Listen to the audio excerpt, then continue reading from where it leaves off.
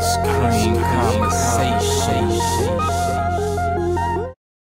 I'm going to segue into this Monique open letter. So as I mentioned earlier, as I was running down the very, very eventful Black History Month that we have been having thus far, Monique took to Instagram and wrote Oprah an open letter. And speaking of the aforementioned, Monique started to talk about the huge disparity between the way Oprah treats Black men who are accused of sexual crimes versus the Harvey Weinsteins in her life. And she went on to talk about that and you know how Monique talks, you know, Auntie Monique, but you know, that brother Michael Jackson and so on and so forth. So she goes on and talks basically very classy like, calls Oprah out for, you know, her very lopsided support and point of views on a lot of different things. But then somewhere at the end of the letter, it wasn't about Oprah and the black men anymore. Monique made it about her and Oprah and started talking about how Oprah never stood up in defense of Monique when she was labeled difficult because she didn't want to promote Precious internationally. And I was like, now then when did Precious come out? I know it's Black History Month, but you going back into the history, Monique. But she brought up the whole Precious debacle again about how she didn't want to promote Precious and her deal was with Lee Daniels and she didn't, you know, outside of filming the film, she ain't owe nobody nothing, and how she got labeled difficult to work with because, you know, Will Packer, and at one time Monique was beefing with Oprah, Tyler, Will Packer, and a host of other people, and she got at Oprah for not coming to her defense. And I'm like, well, first things first, Oprah's not coming to your defense because she does indeed believe that you are difficult to work with. So why would she be coming to your defense? Now, Tyler Perry, I think he had a change of heart somewhere in the mix where he tried to, you know, kind of make amends. He had a few phone calls with Monique, and then Monique got on stage and told him to suck her D. Y'all remember all that good fun stuff? If not, icecreamconvos.com, refresh your memory. It was just a whole thing. And then she said she met Oprah as a teenager and she was just so inspired by Oprah and so on and so forth. And then she ended the letter by saying, my 16-year-old self would have never thought you would make my life harder. And I was like, dang, Oprah made your life harder? That's rough. I was just like, okay. And you know, some people agreed with Monique's letter, at least the first half, where she called Oprah on the carpet about, you know, her bias. Then other people were like,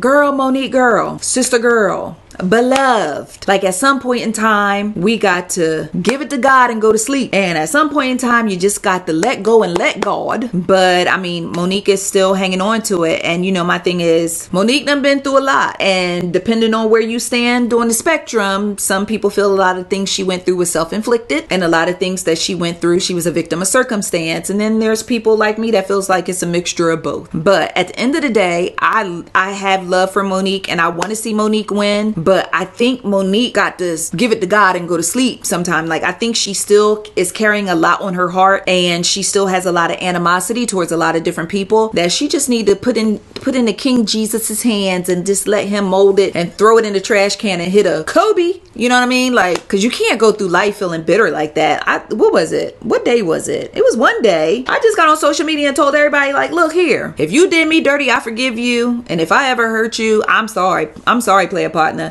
Let's hug this thing out, go to Papa Do's and have some shrimp, alligator legs, or whatever it is that you like to eat. But I can't carry around animosity against people anymore. Cause there were people that I was mad with that had no clue that I don't even like them no more. And every time I see them, I'm feeling some type of way. And they like, hey girl. And I'm just dying on the inside. Cause I'm like, ooh, should I bop her in the mouth or put her in the headlock? But I'm carrying that around. They fine. They happy. I'm the one walking around remembering the 11 times they did me dirty and they're skipping past me and hugging me like it's no big thing. So at some point in time, I realized I gotta let it go because I'm the one walking around feeling like garbage and they skipping through the rainforest just doing other people dirty. I decided to let go of all my animosity. I decided everybody that I felt a way about, I forgive them. I ain't stupid though. I ain't forget. So you can forgive folks, but you ain't got to forget it. And I ain't stupid, but I'm gonna just let it go, you know, and I'm gonna give you the little church hug. Hey, God bless. With the love of Jesus, and then I'm gonna sanitize my hands and keep it pushing. And so that's what we're gonna do. So let's just, if you're able to do that, because it's some hurts that you just can't get rid of with a social media post. But for the most part, if it's light enough for you to just pick it up and put it down, just pick it up and put it down, because you're giving people too much power over you. Because I'm just like, I'm sitting up like I'm mad at people who don't even know I'm mad at them. I felt kind of stupid when I thought about it. Like, ooh, I might need to do a little better because I'm